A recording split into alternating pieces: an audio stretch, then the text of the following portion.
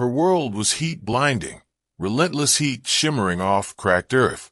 Abigail lay still, the breath shallow in her lungs, her swollen belly a leaden weight beneath the rags of her dress. Abandoned, left to die under the merciless eye of the sun. Who could inflict such cruelty? What kind of man leaves his pregnant wife in the heart of desolation? The answer was as bitter as alkali dust.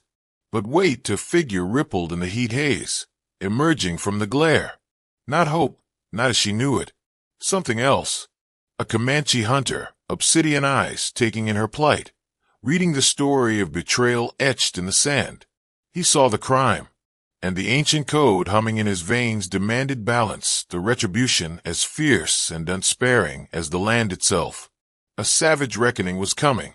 Life hadn't always been this sharp edge of survival.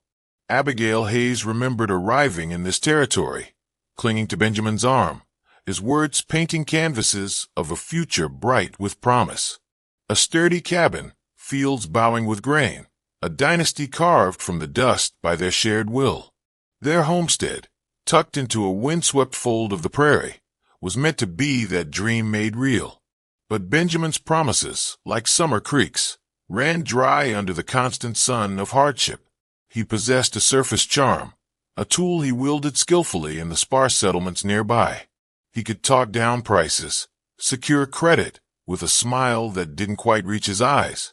But within the rough walls of their cabin, alone with Abigail, the veneer cracked. A clumsy spill might earn a glare that lingered too long. A simple question met with curt dismissal. His frustrations with the failing land, the relentless work, began to curdle, festering into a resentment he aimed squarely at her, and later, at the undeniable presence of the child growing within her. Abigail learned the silent language of his moods, moving quietly, trying not to provoke the temper that simmered just beneath his easy grin. She told herself it was the pressure, the crushing weight of frontier dreams, turning to dust. The confirmation of her pregnancy should have been a joy, a reaffirmation of their purpose. For Abigail, it held that fragile hope. For Benjamin, it seemed only to solidify a decision already forming in the colder corners of his heart. He spoke less of our future, more of my burdens. His gaze on her changing form held not wonder, but a chilling assessment. His trips away grew longer, his explanations vaguer, chasing rumors of work, hunting game that never seemed to materialize. The cabin shrank around her, the isolation pressing in. She saw him watching the dwindling supplies, his hand clenching involuntarily when a gust of wind rattled the door. She felt the distance grow between them, vast and cold as a winter prairie. The normal life she tried to maintain was a phantom, already dissolving. She just hadn't let herself see it clearly. Not until the evening, he returned with a false brightness in his eyes, spinning a tale of opportunity that felt disturbingly hollow, a tale that required leaving her utterly alone. He entered, brushing dust off his trousers with forced energy. "Abigail," he announced, his voice attempting a cheerfulness that hadn't been heard in months. "There's word of good paying work down south, guarding a wagon train. Enough to set us right." Abigail paused, needle mid-stitch, a cautious hope rising. "Where, Benjamin?"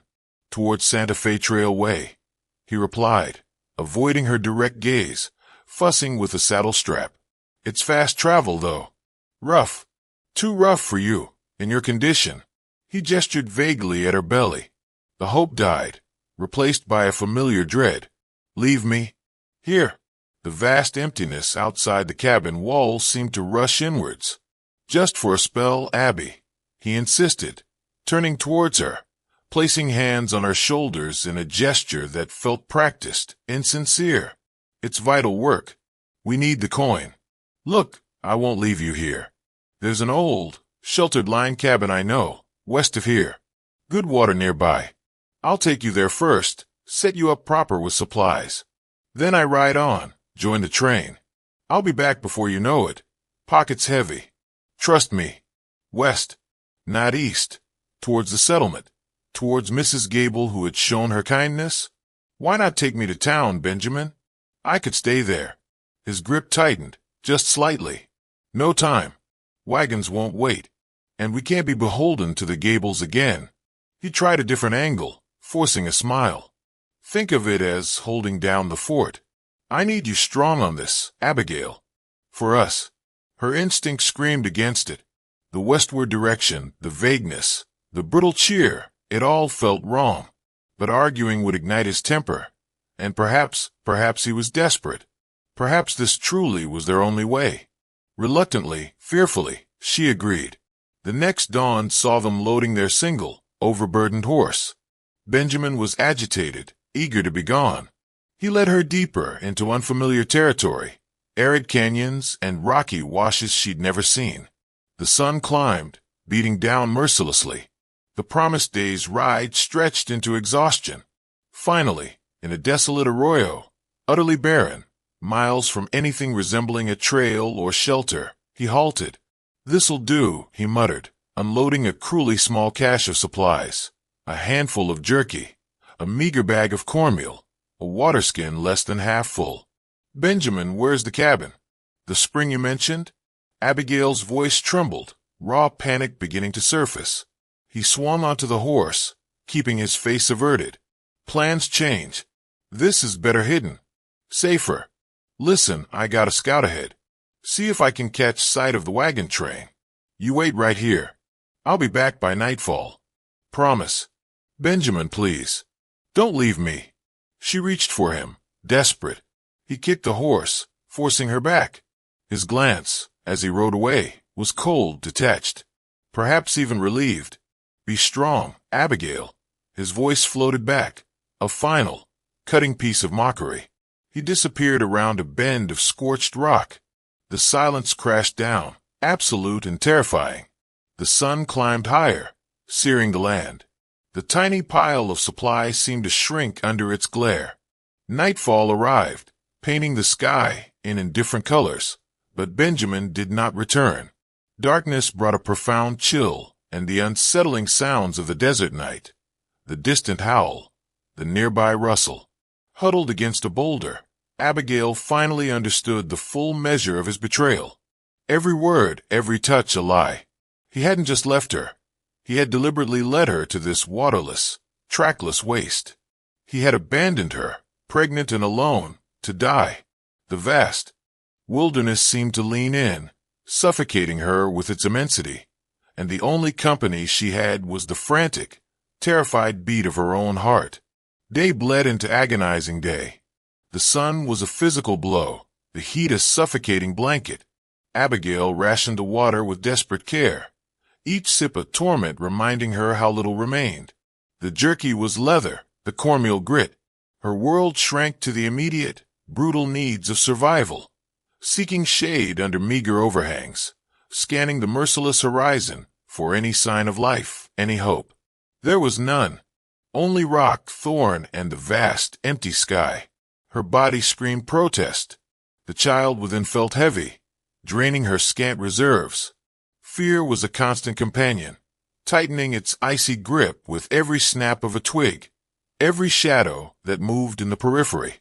Sleep offered little respite, filled with fragmented nightmares of Benjamin's cold eyes, his final, dismissive glance. She remembered now the countless small cruelties, the subtle underminings, the growing indifference hidden behind his public charm. It hadn't been hardship that broke him. He was already broken, hollowed out by a selfishness so profound it could conceive of this slow murder under the guise of abandonment. Each memory fueled a cold, hard anger that began to supplant the fear. She licked dew from stones at dawn, chewed bitter leaves for moisture, her strength steadily ebbing. Walking became an ordeal, dizziness threatening to pull her down into the dust. The hope of rescue faded like a mirage. She was adrift in a sea of desolation. Unseen, Kono watched. Days earlier, his path had crossed the tracks, a shod horse, moving west, accompanied by the smaller, uncertain prints of a woman walking. Then, further on, only the horse tracks, heading away with purpose. A story told in the dust, one he knew too well. Betrayal. He followed, melting into the landscape, his movements economical, silent. A hunter reading the signs, He spotted her from a ridge, a small, slumped figure against the vastness. He observed her struggle over the next day, saw her movements weaken, saw her collapse near the arroyo. He noted her condition, the pitiful supplies, clearly meant to run out quickly. His stoic face tightened. The Namunu, his people, lived by a harsh code. But this, abandoning a pregnant woman to the elements, to the scavengers, this was beneath contempt. It violated something fundamental, a perversion of kinship, of responsibility. His initial caution warred with rising indignation. He circled, ensuring the man wasn't lurking, waiting. The tracks led straight west, unwavering. The coward was long gone. He watched her final collapse, her surrender to the inevitable. The time for watching was past. Driven by a code that recognized this act as a deep offense against the natural order, he descended, his moccasins making no sound on the rock, moving towards the still form under the blazing sky. The world tilted, blurred. Abigail felt the cool earth against her cheek, a small comfort in the furnace of the day. Thirst was a physical pain, a fire in her throat. This was the end. A quiet, miserable fading away. A final, sharp sorrow for the child she carried, the life she wouldn't know, pierced through the fog of exhaustion. Then a shadow, blocking the sun. She forced her eyes open. A figure stood over her, backlit by the blinding sky. Tall, sinewy, dark skin gleaming. Leather leggings, symbols painted on his chest. Long black hair held by a band. Comanche. Fear, primal and immediate, shot through her. Stories of raids, violence, terror whispered in the settlements flooded her mind. She tried to shrink back, a futile gesture. In his hand, incongruously, he held out a water skin. Kono held his position, his face unreadable, but not hostile. He sank to his haunches slowly, deliberately, his movements telegraphing peace. He extended the water skin again, gesturing. Her mouth, then his. Water. The fire in her throat raged hotter than her fear. Her hand, shaking uncontrollably, reached. His fingers brushed hers as he steadied the skin to her lips. Cool water. Life. It trickled down her throat, easing the agony. She drank too fast, choked. Kono made a low, soothing sound, gently tilting the skin back, indicating slower sips. His dark eyes missed nothing. The rags of her dress, the swell of her belly, the sunburnt skin, the profound exhaustion. He glanced around the pitiful campsite, noted the scarce supplies, the single set of horse tracks leading resolutely away. The story required no words. When she could drink no more for the moment, he sat back, watching her. He pointed west, the direction the tracks led, then made a riding motion. He looked at her, a silent question. Tears, hot and unexpected, tracked through the dust on her cheeks. Not sorrow now, but the overwhelming relief of a single human presence, however alien, however frightening. Husband, she rasped, the word catching in her throat. Benjamin gone. She touched her belly, then made a sharp, pushing away gesture. Left me. Kono's eyes narrowed, a flicker of cold understanding in their depths. Her broken words, her condition, the undeniable evidence, it confirmed his reading of the signs. His gaze swept the empty horizon. He knew to hand ways, marriage, family, to discard kin, especially a woman carrying new life. To leave her helpless, it struck him as profoundly dishonorable, a rot at the core. He produced a pouch, offered her dried meat, better than the scraps she'd had. Hesitantly, she accepted, chewing slowly, feeling strength seep back into her limbs. He shared nuts, berries, simple sustenance, yet it felt like a feast. He noted the direction Benjamin had taken, westward, towards trails known for their mix of travelers, traders, soldiers, and those who preyed on them. Men like shadows, moving between worlds. Kono knew this land, its secrets, its dangers. He knew where desperate men might run, or where violent men gathered. A grim certainty formed. Her husband wasn't just fleeing hardship. He was running toward something dark. He looked at Abigail, leaning now against the rock, a fragile spark reignited within her. He could leave her, point her towards the distant hope of a settlement. But the image of her plight, the sheer callousness of the abandonment, resonated with his warrior's sense of order. An imbalance had been created. Leaving her now felt like complicity. Leaving the man unpunished felt incomplete. A cold fire ignited within him. He would see her to safety, and then he would follow those westward tracks. The hunt had taken a new, sharper focus. Abigail needed time. Kono found a shallow overhang offering better shelter and allowed her to rest, sharing his water, his food. Communication was sparse, gestures conveying rest, water caution. Slowly, fear gave way to a fragile trust in this silent, capable stranger. His presence was no longer just terrifying.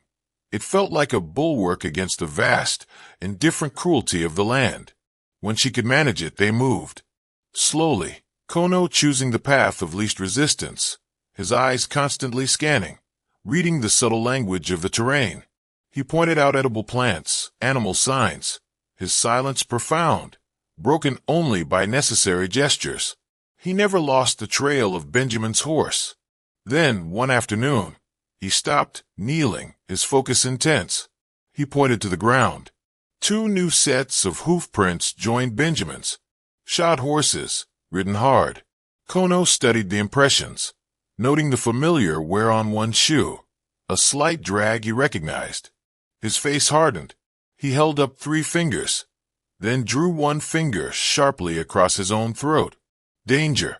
He pointed to the tracks, then made a swooping, raiding gesture before indicating the southeast, towards known homesteads. He tapped his chest, Namunu, the people, then repeated the raiding sign. Enemies. Abigail watched, the meaning chillingly clear. Benjamin hadn't just fled. He had found companions. Raiders. Men who attacked settlers and Comanche. A wave of nausea washed over her. This wasn't just abandonment born of desperation. It was a deliberate choice, a step into violence. He had shed his past, shed her, to join predators.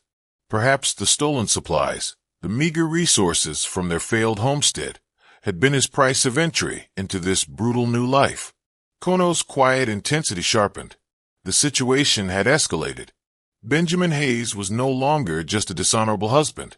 He was now allied with Marcus Flint, a ruthless Tejano whose band brought terror wherever they rode. Flint was known for his brutality, his lack of mercy. Benjamin had thrown his lot in with poison. Kono looked at Abigail. He couldn't drag her into a confrontation, but neither could he leave the threat unchecked. He led her towards a cluster of low hills, finding a hidden canyon blessed with a small, reliable spring, a place known to his people, defensible, concealed. He helped her gather fuel, left her the bulk of his remaining provisions, filled her water skin to the brim. Stay hidden, he conveyed through gestures. Keep fire small. Wait. He pointed west, made the sign for tracking, touched his chest. He would go. He would deal with the source of the threat. This was now about more than one woman's suffering. It was about confronting the spreading violence represented by Flint and his newest recruit. Abigail understood. Fear warred with a grim sense of inevitability. This silent warrior was now her unlikely champion, bound to confront her husband for reasons that transcended her personal tragedy. She watched him check his bow, the arrows in his quiver, his movements economical and deadly. A final, unreadable look passed between them before he turned and vanished into the landscape, moving with the fluid grace of a predator. He was going to find Benjamin. He was going to deliver Comanche justice. Kono flowed across the terrain, reading the story left by 3 riders moving with careless arrogance. They thought themselves hunters. They were merely prey leaving a clumsy trail. Ashes, hoof prints, discarded refuse. They broadcast their passage. Kono closed the gap over 2 days, his senses alert, his purpose cold and clear. He located them at Scorpion Creek, a fitting name for their temporary haven. 3 men by a fire, the scarred bulk of Marcus Flint, 2 other hard-bitten Tejanos, and among them, trying to project an ease he clearly didn't feel, Benjamin Hayes. Spoils lay scattered nearby, cloth, grain, saddles not their own. Evidence of recent plunder. From a shadowed overlook, Kono observed. Flint remained watchful, but his men were lax. Benjamin fidgeted, his eyes darting nervously towards the encroaching dusk. He was a poor fit for this company, a sheep trying desperately to mimic wolves. Direct confrontation was suicide. Kono's aim was precise. Benjamin, justice for Abigail demanded it. He waited, patient as the stone around him, as twilight deepened. The men ate, drank, Flint's boasts echoing in the stillness. Slipping away, Kono circled wide, using the terrain, the gathering dark. He found a narrow game trail leading into dense mesquite. Perfect. He gathered pebbles. Near the horses, downwind, he waited for Flint's loud voice to provide distraction. A sharp toss of pebbles into dry brush on the far side of camp. Horses startled, whinnying. What the hell? One of Flint's men growled. Probably jackrabbits, Flint grunted, but his eyes narrowed. Go check the picket lines. As the man moved towards the horses, Kono struck. He erupted from the shadows beside Benjamin. A hand clamped over Benjamin's mouth, stifling his cry, an arm like braided leather locking around his chest. Kono dragged him backwards, away from the firelight, into the concealing darkness of the mesquite. Benjamin thrashed, muffled panic in his throat. Kono hauled him deeper, then slammed him against a tree trunk, spinning him around. The hand left Benjamin's mouth, replaced by the cold pressure of a knife blade against his throat. Benjamin gasped, eyes bulging with terror as he recognized the Comanche warrior. What would you want? Kono's voice was a low rasp, heavy with contempt, a mixture of broken English and Comanche sharp as flint. Woman. Mia. Yours. Child inside. You leave. Sunday thirst. Die. He gestured vaguely towards the east. Coward. Abigail. Recognition warred with terror on Benjamin's face. You found her. Is she? She lives. You gave her nothing. Kono pressed the knife slightly, silencing Benjamin's potential excuses. Ride with Flint now. Steal. Kill. Dishonor. Shame your blood. Shame the earth you walk on. I had to. Benjamin babbled, sweat streaming down his face. The farm failed. The baby. I had to survive. Kono radiated disgust. Survival did not excuse this depth of betrayal. Your choice was weak. Craven. He took in Benjamin's appearance, the stolen goods implicitly his now, the association with filth like Flint. Justice must fit the crime. Killing him was too easy. Leaving him to Flint's mercy was uncertain. The abandonment demanded a parallel consequence. You left her to the sun, the thirst, the stones, Kono stated, his voice flat, cold. You will know the same. He yanked Benjamin away from the tree. Swiftly, efficiently, Kono stripped him. Gun belt, knife, boots, waterskin, all taken. He tore Benjamin's shirt, leaving him nearly naked, vulnerable. Walk, Kono commanded, gesturing eastward, back the way they had come. Back towards the desolation Benjamin had chosen for Abigail. Barefoot. Alone. No. You can't. It's miles. Flint will kill me. Benjamin pleaded, his voice cracking. Flint will think you ran. Stole from him maybe, Kono said, a chilling lack of inflection in his tone. Flint does not forgive thieves. Or cowards. He gave Benjamin a hard shove, sending him stumbling onto the rocky trail. Walk, or the buzzards eat you here. Primal terror finally overcame Benjamin's paralysis. He scrambled up and began to stagger eastward, a pathetic figure against the vast, encroaching night, facing the mirror image of the fate he had intended for his wife. Kono watched him go, a fleeting shadow swallowed by the wilderness. He heard faint shouts from Flint's camp, the discovery. Let the wolves devour each other. His duty here, the specific act of balancing the scales for Abigail, was complete. He turned, melting back into the darkness, heading towards the hidden canyon, where a different kind of survival story waited. Kono materialized from the pre-dawn gloom at the canyon spring. Abigail, startled from a light sleep near her small fire, saw him approach, saw the grim finality in his bearing. She didn't need to ask. He simply nodded once, a subtle gesture indicating the immediate threat from Benjamin was neutralized. He replenished her water skin, checked the small store of provisions he'd left her. Using signs and gestures, he reinforced his earlier directions, southeast, towards the Settlers' River crossing. 2 sons travel. He sketched the route again in the dust, canyon, hills, river, Tejanos, wagons, safety. His part in her story was drawing to a close. His own path diverged here. A silent understanding passed between them, survivor and rescuer, bound briefly by circumstance and a harsh frontier code. He gave her a last, long look, then turned and vanished into the rugged landscape as silently as he had first appeared. Fueled by a desperate will and the directions etched in her memory, Abigail began her trek. Each step was an effort, her body weary, but her spirit fiercely resolute. Hope, fragile but persistent, pulled her onward. 2 agonizing days later, she stumbled upon the river crossing. Just as Kono predicted, a small train of settlers, their faces weathered but kind, were making camp. They saw her plight, the exhaustion, the pregnancy, the tattered clothes, and offered help without hesitation. Water, food, a place by their fire, the simple compassion of strangers feeling like a profound blessing. She told them a version of her story, emphasizing the abandonment, omitting the Comanche's role, knowing the complexities it might introduce. They accepted her, offering passage and protection towards Fort Griffin. Within the fort's rough-hewn safety, weeks later, Abigail brought her daughter into the world. She named her Hope. Life remained a struggle, a daily negotiation with the frontier's demands. But she was alive, her daughter was alive, and she was free from Benjamin's shadow. The scar of his betrayal, the memory of the sun-scorched earth, would never fade. Yet beside it existed another memory, the stoic Comanche emerging from the heat, offering water, enacting a brutal justice, then vanishing back into the wild heart of the land. Benjamin Hayes was never heard from again. Did the desert claim him, mirroring the fate he planned for Abigail? Did thirst, or predators, or the unforgiving sun exact their toll?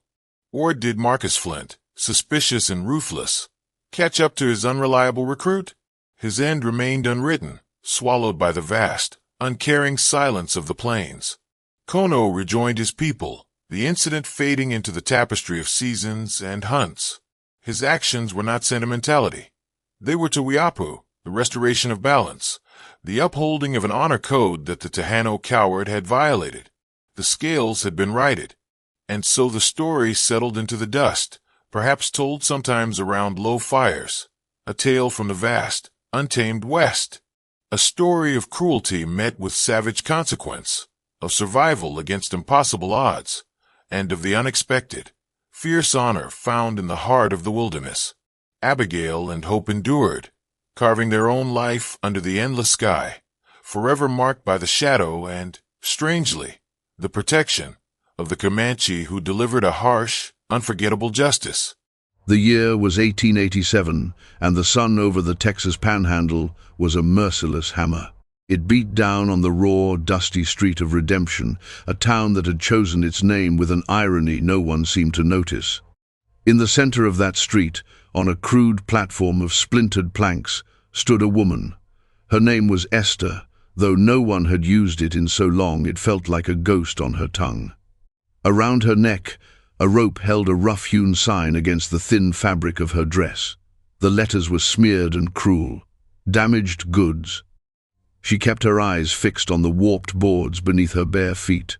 To look up was to drown in a sea of faces twisted with contempt, with avarice, with a morbid curiosity that was somehow the worst of all. She could feel their judgment like a physical weight, pressing down on her shoulders, adding to the burden of memory she already carried.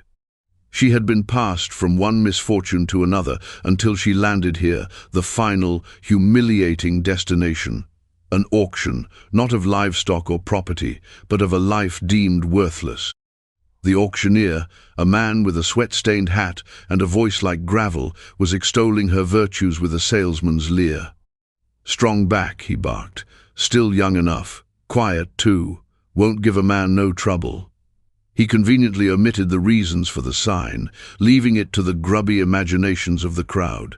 Esther's stasis was absolute. It was not the quiet routine of a lonely life, but the frozen stillness of a creature trapped, waiting for the killing blow. Her body was a prison of scars, both visible and unseen. A long, puckered burn marred the skin from her left wrist to her elbow, a permanent reminder of a fire she had barely escaped. Other, older marks littered her back, legacies of a brutal man she had once called husband. But the deepest wounds were etched inside, where no one could see them. They were the source of the hollowness in her eyes, the rigid set of her jaw. She had built a wall of silence around herself, a fortress no one had ever tried to breach. They only ever wanted to break what was left. A few bids came, low and mocking. A rancher known for his cruelty, Garrett Shaw, offered a pittance, his eyes roaming over her with an owner's possessive glare. A saloon owner made a counteroffer, his intentions just as vile, if not more public. The air grew thick with their vile contest, each bid a new nail in her coffin. Esther braced herself, her spirit recoiling to a small, hard point deep within her, a place she prayed they could not reach. She would not cry. She would not give them the satisfaction. She would simply endure, as she had always done. Then a different voice cut through the grime of the bidding. It was calm, clear, and utterly out of place. $100. A collective gasp rippled through the crowd, followed by a wave of murmurs. Heads turned, searching for the source of such an exorbitant sum. Esther risked a glance, her eyes lifting from the safety of the floorboards. A man stood at the edge of the crowd, distinct from the dusty, weathered men around him. He was tall and wore a dark, respectable coat, despite the oppressive heat. His face was clean-shaven, his features sharp and intelligent, and his eyes, they were not filled with lust or contempt. They were filled with a quiet, unnerving intensity, the look of a man assessing a problem. He looked directly at her, not as a piece of merchandise, but as if seeing the person shackled to the sign. Garrett Shaw spat a wad of tobacco juice into the dust. "What's a man like you want with her, Doc? She's broken." The man, Dr. Arthur Vance, did not turn to acknowledge Shaw. His focus remained on the auctioneer. $100, he repeated, his voice unwavering. "Is that the winning bid, or shall we continue this spectacle?" The auctioneer, stunned into a rare silence, looked from the doctor to Shaw. Shaw scowled, his pride stung, but $100 was a fortune for a woman no one else wanted. He grumbled something under his breath and stepped back, defeated. The saloon owner had already faded back into the crowd. No one else dared to bid against the town's physician. "Sold," the auctioneer finally croaked, slamming his gavel down onto a barrelhead. "To Dr. Vance for $100. The transaction was completed with a cold, swift finality. Money exchanged hands.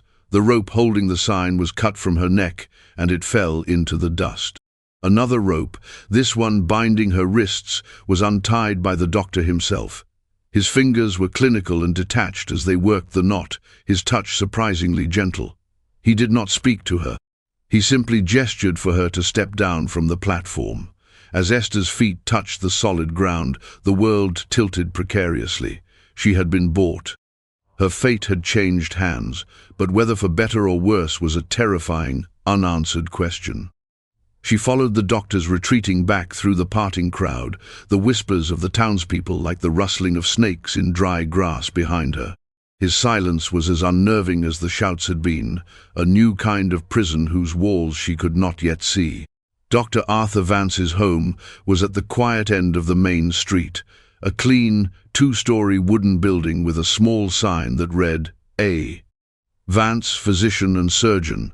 It was a structure of order and purpose in a town that seemed to have neither.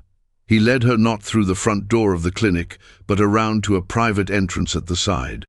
The air inside was cool and smelled faintly of carbolic acid and dried herbs, a scent so different from the dust and sweat of the outside world that it made her dizzy. He showed her into a small, immaculately clean room at the back of the house.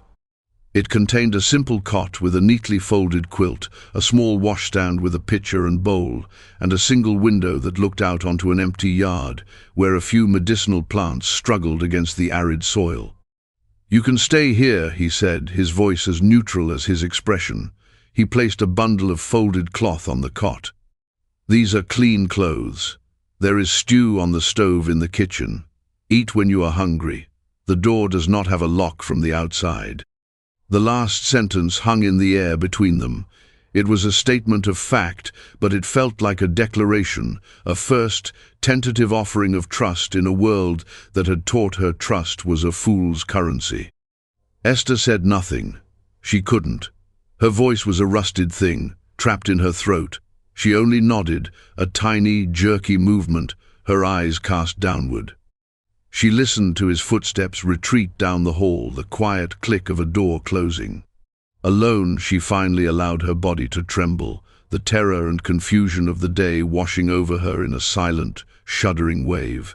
She was safe from Garrett Shaw, but what did this new man want? Kindness without a price was a language she did not understand. For 2 days, they existed in a state of near-perfect silence. Esther remained in her room, emerging only when she was sure he was occupied in the front clinic or had gone out. She ate the food he left for her, washed with the water he provided, and wore the simple grey dress he had given her. It was the softest fabric that had touched her skin in years. She observed him from the shadows of the hallway, a ghost in her new gilded cage. He was a man of quiet, meticulous routine. He rose early, worked in his clinic with a steady stream of patients, a child with a fever, a cowboy with a broken arm, an old woman with a coffin, spent his evenings reading by the light of an oil lamp in his study. He never tried to speak to her beyond a quiet, "good evening," if they happened to pass in the hall. He never approached her room, he simply left her be, allowing her the space to breathe. On the 3rd evening, he broke the fragile truce of silence. She was washing her plate in the kitchen when he entered. She froze, her hands submerged in the soapy water, her back rigid. "Esther," he said. Her name. He had learned her name. It sounded strange and foreign in the quiet room. She did not turn. "The sign they put on you. It said you were damaged." Her knuckles went white as she gripped the edge of the basin. This was it, the price. "I am a doctor," he continued, his tone measured, clinical. "Damage is my business, the physical kind at least.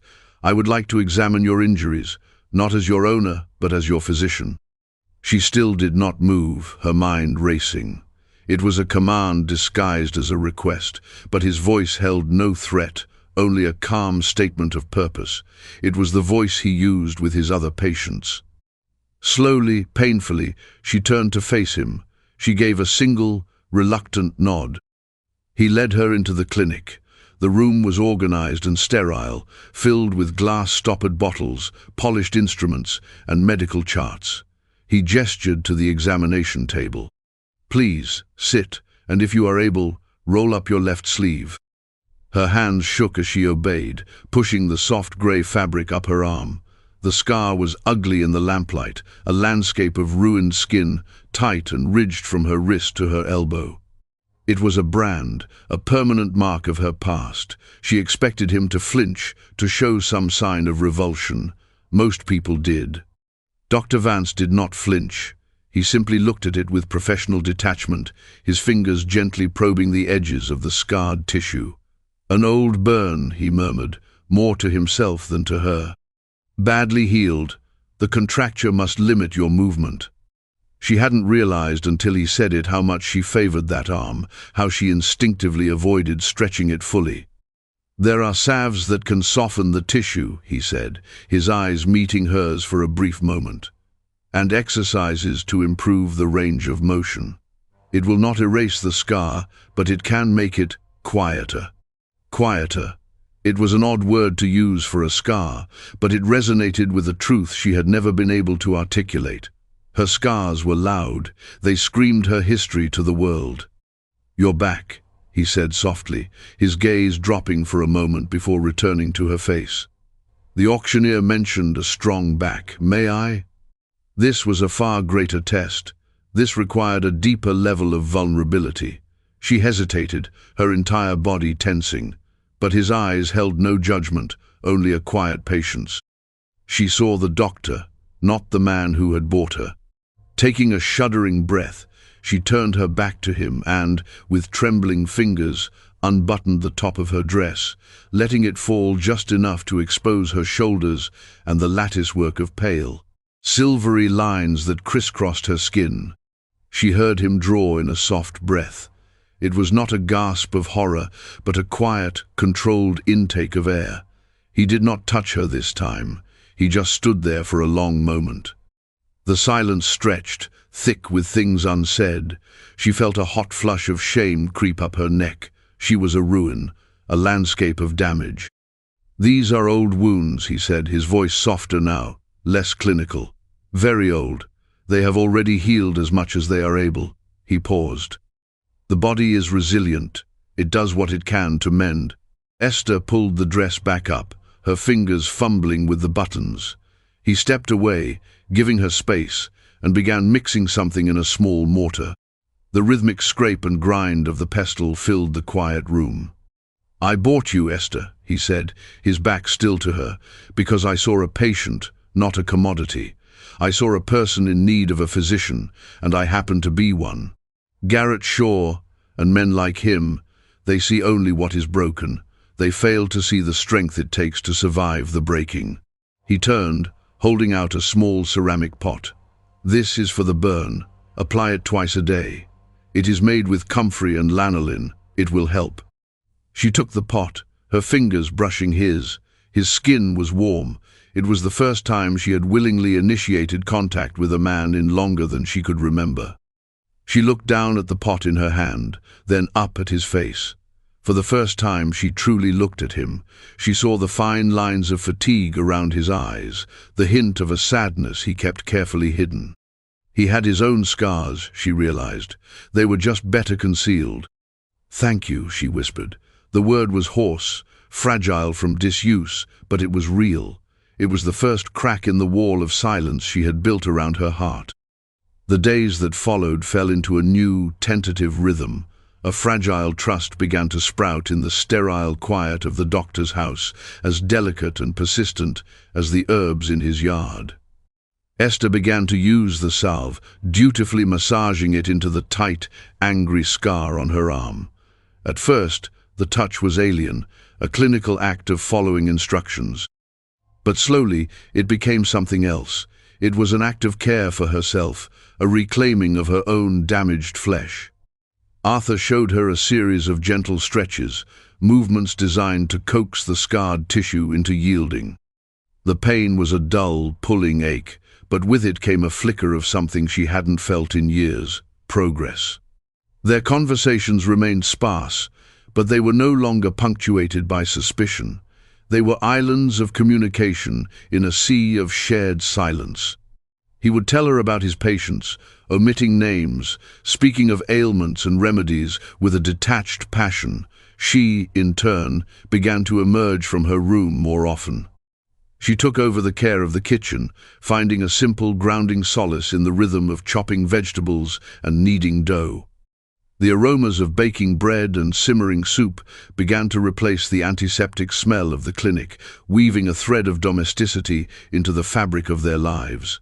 One evening, as he sat reading in his study, she brought him a cup of chamomile tea.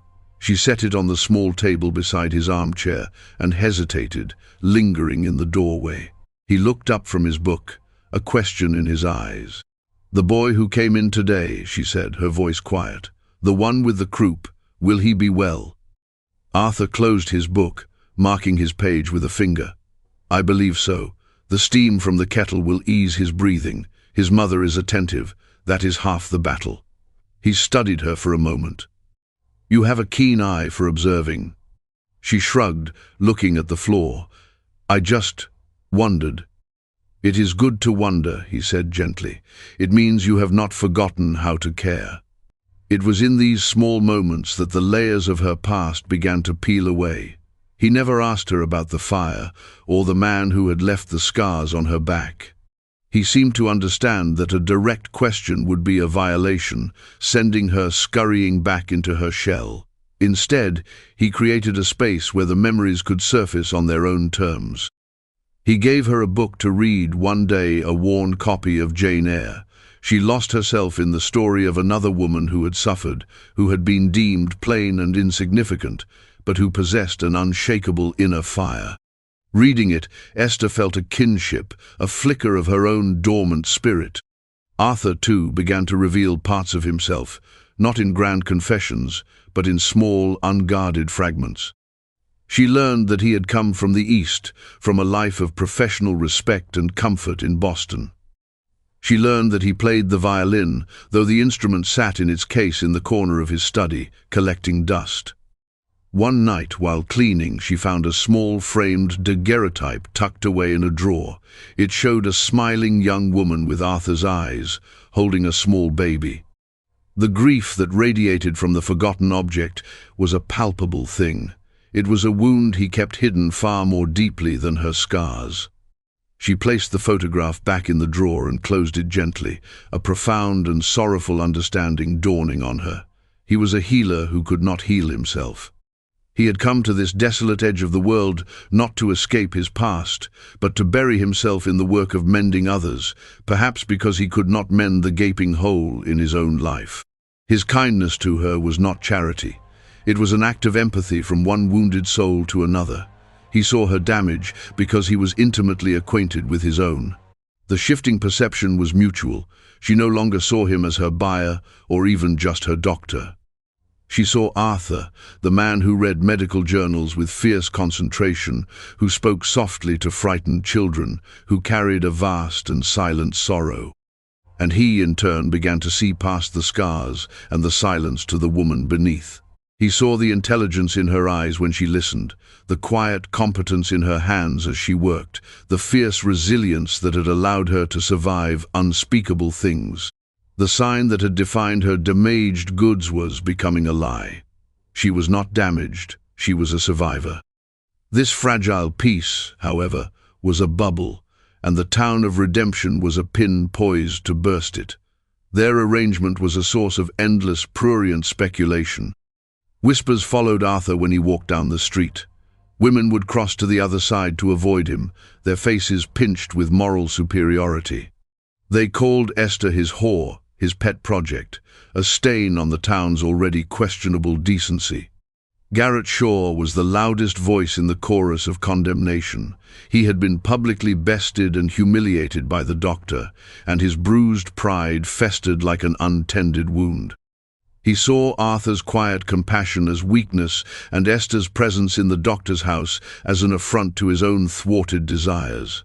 He and his cronies would stand across the street from the clinic, their glares like poisoned darts. "Look at him, playing saint with his broken toy," Shaw would sneer, loud enough for anyone nearby to hear. "Thinks he's better than us, with his books and his fancy words. But he's no different. He bought her, same as I would have, just paid a prettier price." The hostility began to escalate from words to actions. A rock shattered the clinic window one night, landing on the floor with a spray of glass. On it was tied a crude note, "Get the harlot out." Arthur swept up the glass with a grim, tight-lipped expression, his jaw clenched. Esther watched him, her heart a cold stone in her chest. She was the cause of this. She was bringing trouble to the one person who had shown her kindness. "I should go," she said that night, her voice barely a whisper. "I can find work somewhere else. I will not bring this down on you." Arthur stopped his sweeping and looked at her, his eyes dark with an emotion she couldn't quite name. It was not anger at her, but at the town, at the injustice of it all. "And where would you go, Esther? Back to men like Shaw? Back to another auction block?" He shook his head, his voice low and fierce. "This is your home now. I will not have you driven out by the ignorance of small-minded men. This is my fight as much as it is yours." His words were a shield, and for the first time she felt what it was like to be defended. But the fear remained. The town's prejudice was a relentless, creeping tide, and she worried it would eventually erode the foundation of the sanctuary he had built for her. Shaw was not a man to be satisfied with broken windows. He wanted to break people, and she knew with a chilling certainty that he was not finished with her yet. The quiet life they had cultivated was about to be plunged into a violent storm. The storm broke on a Tuesday. The sky was a vast, unforgiving blue, and the air was thick with the promise of another scorching afternoon. Arthur had been called out to the McBride Ranch, miles from town, to deliver twins. He had been gone since dawn. Esther was alone in the house, kneading bread in the kitchen, the familiar motion, a small comfort against the hum of anxiety that had become her constant companion. She heard the heavy thud of boots on the porch of the clinic, followed by a violent rattling of the locked front door. It wasn't the sound of a patient in need, it was the sound of impatience, of aggression. Her hands froze in the dough. "Doc," Garrett Shaw's voice boomed through the door. "We know you're in there with her. Open up." Esther's blood ran cold. She flattened herself against the kitchen wall, her heart hammering against her ribs. She could hear the murmurs of other men with him. They had waited until Arthur was gone. They had come for her. A loud crack echoed through the house as the wood of the door frame splintered. They were breaking in. Panic, cold and sharp, seized her. Her first instinct was to run, to hide in her room like a frightened animal. But then, an image flashed in her mind. Arthur's face, his expression of grim resolve as he swept up the broken glass. "This is your home now." No, she would not hide. This was her home, and these men would not defile it. A surge of defiant energy, born of desperation and a flicker of newfound self-worth, propelled her into action. She looked around the kitchen, her eyes darting, searching. Not for a weapon of violence, but for a tool of defense. Her gaze landed on the large, heavy pot of water simmering on the stove, steam ghosting from its surface. It was for boiling bandages, for sterilization, for healing. Today, it would be for something else. The clinic door burst open with a crash, and Shaw swaggered in, two of his ranch hands flanking him. His eyes were alight with a cruel, triumphant fire. "There she is," he sneered, his gaze sweeping over her. All alone, the good doctor left his little pet unguarded. He started toward the hallway that led to the kitchen. "We've come to collect what's mine by rights, girl. I made the first bid. You belong to me." Esther stood in the kitchen doorway, her body trembling, but her resolve a rod of steel in her spine. As Shaw stepped into the hall, she acted. With a strength she didn't know she possessed, she lifted the heavy pot of scalding water from the stove. "Get out of this house," she said, her voice clear and ringing, louder than she had ever heard it. It was the voice of the woman from the book, the woman with the inner fire. Shaw laughed, a harsh, ugly sound. "Put that down before you hurt yourself, little girl." He took another step. That was his mistake. With a desperate cry, she heaved the pot forward, sending a great sloshing wave of boiling water onto the floorboards directly in front of him. The scalding liquid hissed and steamed, creating an impassable, steaming barrier. Shaw leaped back with a yelp, barely avoiding a serious burn, his boots soaked. His ranch hands stared, their bravado vanishing in the face of such unexpected ferocity. "I said, get out!" Esther screamed, her voice cracking with the strain, her arm aching from the weight of the pot she still held. The standoff was broken by the sound of a horse galloping hard, pulling up sharply outside. A moment later, Arthur Vance filled the broken doorway, his bag still in his hand, his face a mask of thunder. He had clearly seen the situation from the road and returned at a full gallop. He took in the scene in an instant, the shattered door, Shaw and his men, and Esther standing like a cornered Valkyrie, her face pale but her eyes blazing. "Shaw," Arthur said, his voice dangerously low, "what is the meaning of this?" Garrett Shaw, his boots dripping, tried to recover his bluster. "This ain't your concern, Doc. This is between me and her." "Everything in this house is my concern," Arthur shot back, stepping inside. He placed himself squarely between Shaw and the hallway where Esther stood. "And this woman is under my protection. You will leave my property now, or I will ensure that the sheriff in the next county hears about you breaking into a doctor's home and threatening his assistant." The word hung in the air, a deliberate public declaration. Not his property, not his patient, his assistant. It conferred a status, a legitimacy that infuriated Shaw. He looked from the doctor's unyielding face to Esther's fierce defiance and finally to his unnerved men. He had lost control of the situation. Beaten back by a woman with a cooking pot and faced down by a doctor who seemed to have no fear of him. With a venomous curse, Shaw turned on his heel. "This ain't over," he snarled over his shoulder, but the threat was hollow. He had been publicly shamed again, and this time there was no recovering. He and his men stomped out, leaving a trail of muddy water and the wreckage of the door behind them. The silence that descended was profound. The only sounds were Esther's ragged breathing and the drip of water from Shaw's retreat. Arthur walked slowly down the hall until he stood before her.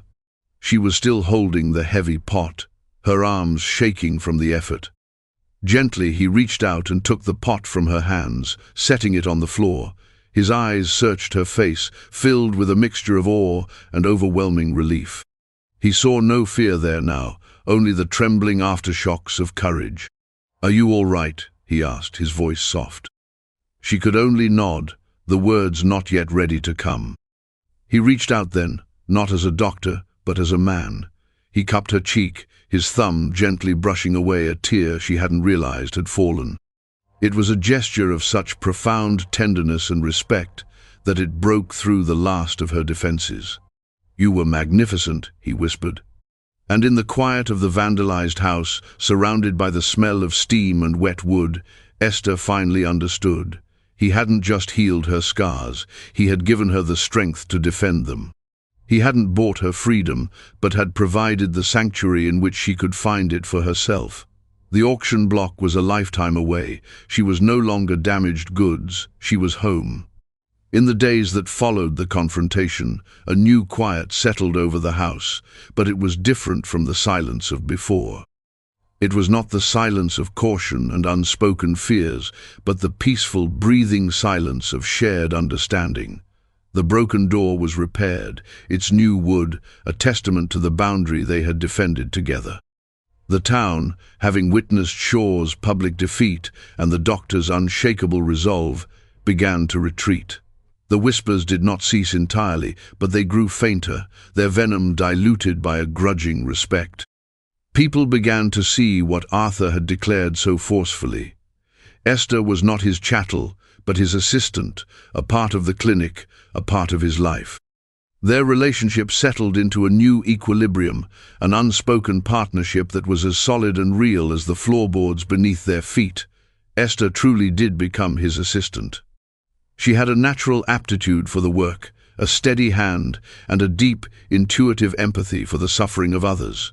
She learned to clean and dress wounds, to mix herbal remedies, to comfort the fearful. The patients, who had once eyed her with suspicion, began to accept her presence, then to rely on it. They saw the quiet competence with which she worked, the gentle way she had with a feverish child or an anxious elder. They began to see her not as the woman from the auction block, but as an extension of the doctor's own healing hands. Her own healing continued, blossoming in this new soil of purpose and acceptance.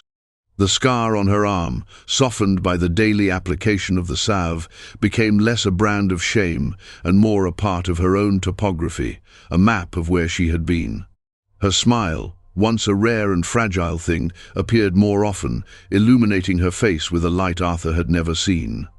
The fortress of silence crumbled completely, replaced by conversation, by shared thoughts, and sometimes by shared laughter, a sound so unexpected and lovely it made Arthur's heart ache in the best possible way.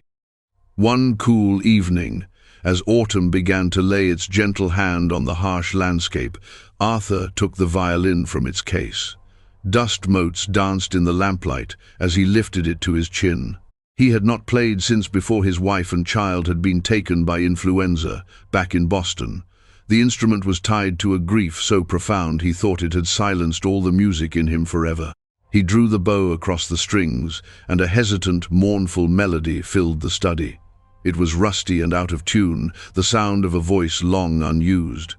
Esther, who was reading in a chair across the room, looked up. She did not speak, but simply listened, her eyes soft and understanding.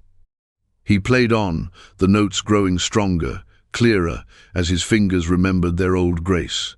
He played a somber lament, a piece that poured out all the sorrow he had kept locked away. And as he played, he felt something shift within him, a great frozen sea of grief beginning to thaw.